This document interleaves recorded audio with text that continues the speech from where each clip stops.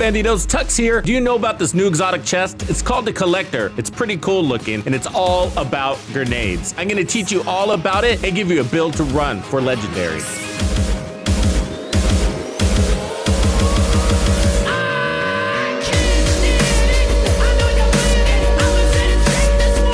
Hey Bandidos, so this is the all-new Collector exotic chest piece that came with Season 2, Year 5, 2023. It's easy to get. You simply just have to log in and play the game and level up your rewards track, and it unlocks at level 85. And then you get the blueprint at level 86. And just a real quick tip, if you don't like the roles that yours came with, and if you want to improve them, simply go over to the crafting bench, scroll down to the Collector, and then click to reconfigure. Just note that when you do this, you actually destroy the current one you have, and it re-rolls against RNG to try to give you something better. So make sure you have enough exotic components in your inventory to be able to do this over and over again until you get the one that you like. Otherwise, if your rolls are good enough, all you have to do is go to your optimization station and just optimize it until it's perfectly rolled to max. And last but not least, as a quick tip, make sure that you mark it as favorite so you don't accidentally delete your good exotic. And you don't know how many comments I get of people saying they accidentally deleted a new exotic that they earned. Star that thing and it'll prevent you from deleting it. And as you can see, it comes with a full array of crits on it, a red core, and a new talent called Hoarder. So it gives you 3 grenade capacity, 50% grenade radius, 35% grenade damage, and an additional 25% grenade damage for each extra enemy caught in the blast. So what do you think this thing's about?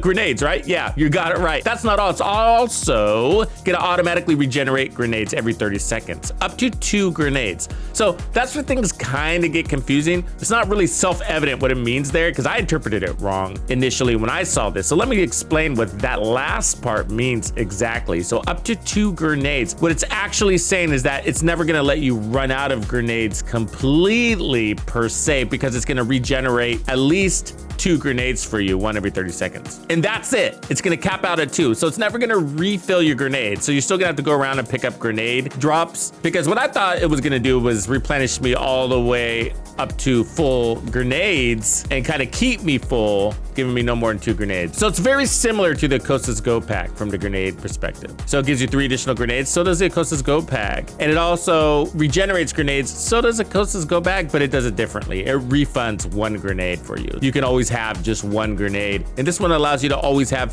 2 grenades. Except with this one, as you can see, you can actually run to 0 grenades. But every 30 seconds, you can get 1 back. And we just saw that. So there's 1, and then 30 seconds later, we'll get the second one, and that's it. And there's the second grenade right there. Okay, cool. So we got both our grenades back. Hey, quick note. I just finished up volume 12 of Tux's gamer music playlist. So if you're in the Players Club, Hard Core Bandido or higher, you now have access to it. You can stream it and download it to listen to it offline. So go to my channel, go to the members playlist, and get volume 12 today. Looking at the chest piece, so plus 50% grenade radius is really gonna help you inflict some sort of damage on an enemy because it's really easy to miss. So that's really helpful. And then you're gonna get a little additional damage from the grenade. So good things and bad things. So that's all good stuff there. The bad stuff is, and I'm just gonna tell you this up front so you understand, because I don't think anybody's talking about this right now when they're talking about this chest piece, and not many people are talking about this chest piece. The deal is that I think it needs some changes from the devs. So I'm not saying don't run it. I'm not saying it's not a good chest piece. It's actually pretty cool. It basically turns your grenades into an additional skill. It makes them more useful. But this is my perspective, and I want to put this in there up front before we walk through the build. I'm wearing the build that I ran for Legendary, and we'll walk through it and why I'm using it the way I have it, because there's some particulars here and nuances around the chest piece, and the build reflects that. So one of the things is that the chest piece comes with crits, and I'm not sure how I feel about that. Well, actually, I'm pretty sure. I don't really like that. I ran the first build the way I did because I wanted to make use of every single thing that the chest piece offers, and one of those things is crits. And so I feel like this grenade build is more of a team support piece than it is for solo play. You can use it for solo play, absolutely, and I'm sure we'll find a use case there. But for the most part, its application is going to be to help teams run difficult content. We'll talk more about that in a second. But the crits part is sort of like, well, I don't know, you know, because if I'm gonna run a crit build, a strong crit build, I'm not sure I'm gonna give up that very important chest piece talent slot for grenades, no matter what they do. no matter how much additional damage they give. If I'm running a crit build, I'd rather have Obliterate, Intimidate, Spotter, whatever, or a gear set chest piece. Like for example, on Ongoing Directive, you'd get additional amplified damage. If I'm gonna focus on a crit build, I'm not too interested in my grenades, because even though the grenades are stronger and even though the grenades can kill, your weapon with crits is just gonna kill faster and more efficiently. So that's one thing, you know, and I think we're stuck with that.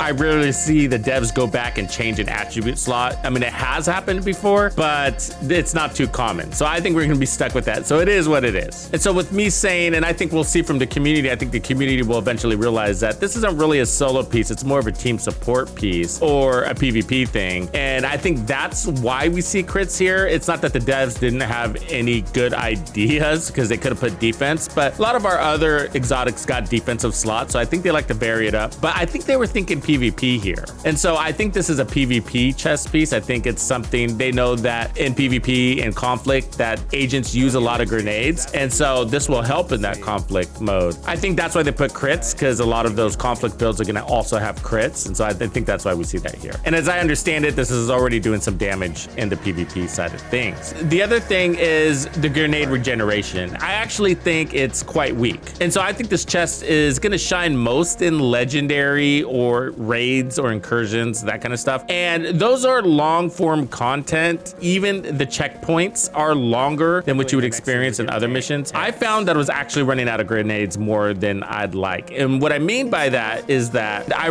either found myself waiting for the grenades to regenerate, or I wouldn't use my grenades because I was afraid I was gonna run out, and so I would save them for the next room, which might be a more difficult room or something like that. I found myself saying in like District Union Arena at least 2 or 3 times, at least 3 times I would say, oh, you know what, I'm not gonna use my grenades, I'm gonna save them for the next room, because I was down to 2. And that was by halfway through the mission. I was down to 2 grenades. And I think if you're gonna dedicate your chess piece to grenades, you're gonna need something that's a little bit more aggressive than that. You know what I mean? Because I had 10 grenades going in there. And as you can see, we still just have 2. So I'm not regenerating more than 2. So you go into the mission with +3 grenades, and by halfway through the mission, I was basically out. I was down to the minimum 2. For some of those checkpoints, it's not enough. There's 3 waves, or there's 1 wave coming out of 2 different doors, so you need to go throw a grenade left and throw a grenade right, and God forbid you miss a grenade and you have to throw another one. So I think that we need more than 2 grenade regeneration. I think we need to regenerate our grenades all the way to full. And so devs, if you're listening, consider that. It's quite disappointing in legendary content to be saving your grenades with a chest piece that's supposed to be giving you unlimited grenades and essentially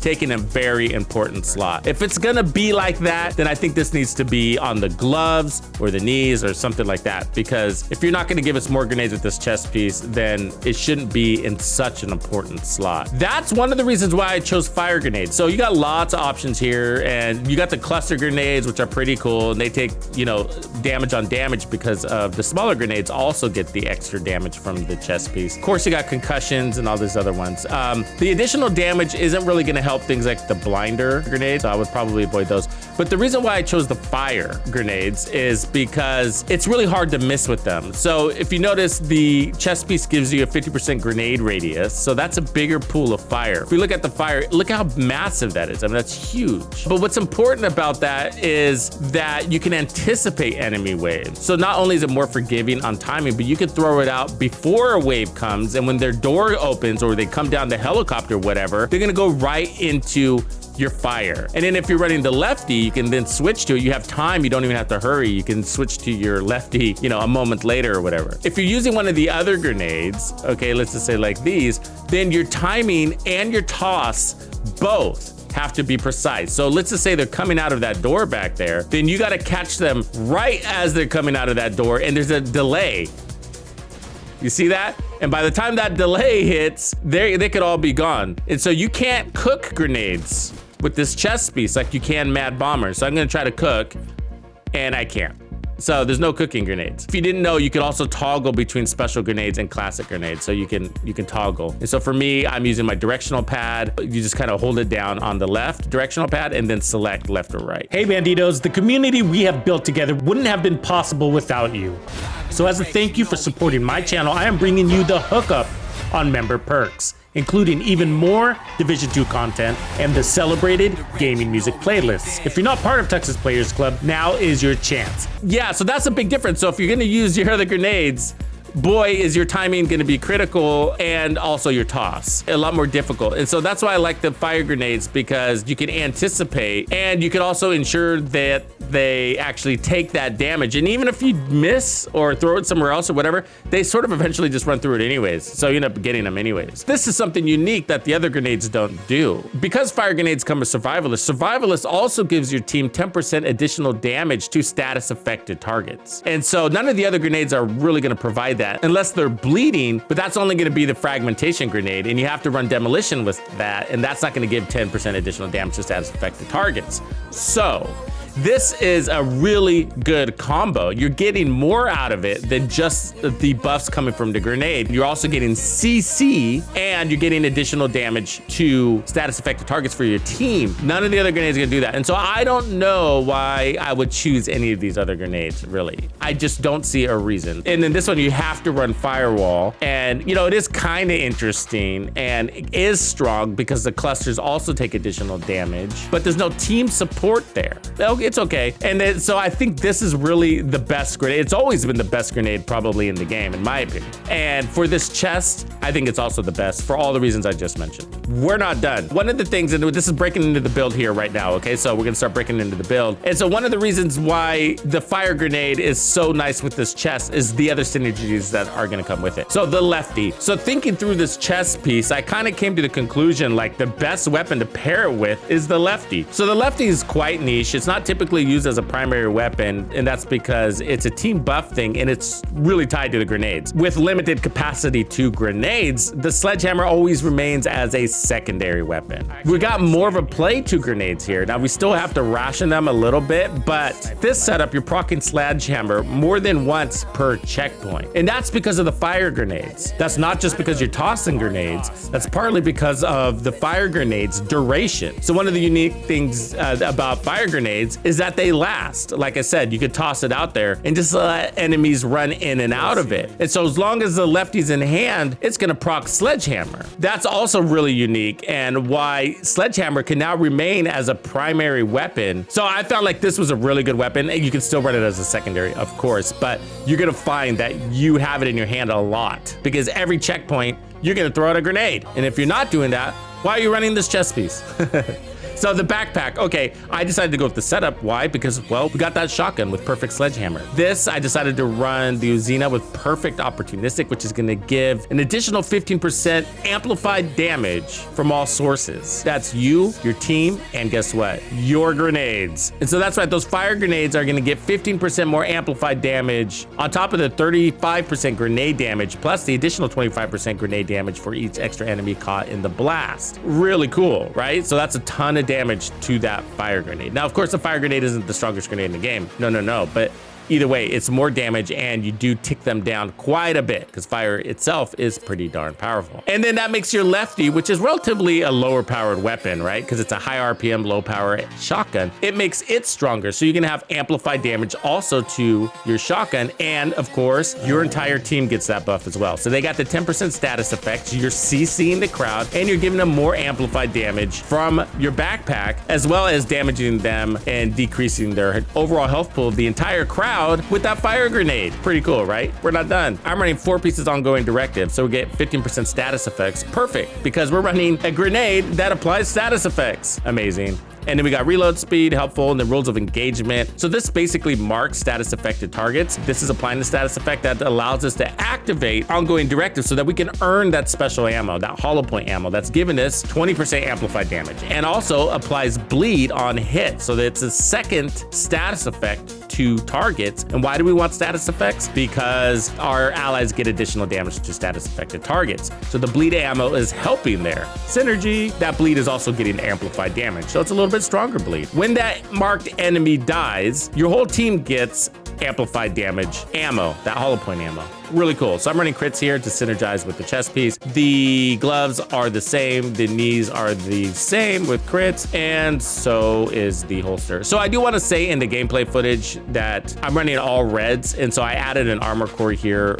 for this build walkthrough because I found that it's better to run a blue core because, you know, for little things like bleed from the stingers that are coming from the legendary Chungas, it was kind of annoying to bleed out from that. Also, when I was fighting aggro, when I got hit from that pulse or his special bullets, you know, that was quite painful. So at least one armor core is a really good idea, one armor core. And I did want to say, like, for this build, you can actually go full tank. You know, you don't have to be a crit killer, or you can keep your crits or whatever, but I'm saying, like, you don't have to be the highest damage guy. You're a team support guy anyways, you know, so you can go full tank. The reason why I didn't is I just didn't really have anything on the build to justify the armor or too much armor. So for example, like if I was running the Vanguard chest piece to proc bonus armor or galvanize or something, then I would have more reason to run armor because of the bonus armor, or if I had regen, and I don't have any of that stuff. And so I just needed a little bit of armor just to help to like not bleed out from stingers and little things like that. Okay, I'm running the shock trap. So it's basically hold it in place, catch them on fire, hit them with your lefty shotgun kind of thing for opportunistic, and, you know, just stack on all the stacks. So, you know, just another fun thing to add. And then also crowd control. And then I'm running a fixer. You're gonna need some sort of heals going on here. We don't have any armor on kill or whatever. So this was kind of nice. The secondary weapon, let's talk about that for a second because it's kind of a big deal. So the St. Elmo's, you guys have heard me say in other videos that the St. Elmo's is an excellent weapon. It's an excellent primary, right? We all agree on that? Okay, but it's an even better secondary weapon. I don't know if you guys knew that or have ever used it that way. And the reason why, and I'll demonstrate here in the testing range, is that you can create and build your supply of shock ammo and then stow it. You can even do it here in the shooting range and leave and go play your content and carry that ammo with you. You don't have to do this, but I'm just saying. And so the idea is to add an additional tool to your tool belt to crowd control. It's also another way to activate ongoing directive. And then you do want to use your shotgun though, even from range, because you just need to mark them so that the opportunistic gets put on their head. You'll see me taking range shots with the lefty and it does horrible damage at range, but I just need to mark them. And so the spray allows me to mark them pretty easily. Now, the downside to the St. Elmo's with this is that ongoing directive often would override the shock ammo. And some people don't mind that, but I did. I mind that. I don't like that because I want my shock ammo as a tool here that I can use from time to time. But if a target dies with this mark on their head while you have St. Elmo's in your hand, then it's going to override your shock ammo with bleed ammo. And then, you know, that kind of sucks. And so I kept kind of fighting with that throughout the mission and it was irritating me. But I didn't want to give it up because it's so valuable for that reason. But, you know, it still worked. But the Doctor's Home would be my backup choice. It's a very strong weapon. It's the M1A CQB, and you're just not gonna be disappointed by its DPS. Okay, so now I have amp damage in the M1A CQB Dr. Home Exotic. And as you can see, we're critting at about 1.3. Anyways, you got some choices for your backup weapon. That's my point. Let's look at the stats. We got 55% crit chance, 103.9% crit hit damage, and that's on the shotgun. And then for the St. Elmo's, which I'm using in the gameplay, we're at 60% crit chance, 123% crit hit damage. So overall, the collector chest piece is really fun to use. I really enjoyed it. But overall, to make the chest piece, I think, even more user-friendly, I think we need better regeneration all the way to full grenade capacity. On top of that, we need to be able to cook our grenades. And I would like to see something other than crits so that we can put this on more interesting team support builds without wasting 2 attribute slots. That being said, I have a few other build ideas I can't wait to show you guys with this chest piece. I can get them out as soon as possible. So what do you guys think? What do you think about this chest piece? Have you used it yet? What is your feedback? Love to hear your thoughts. Please comment below so that we can get this back to the devs and hopefully see some changes in future content to improve it even further.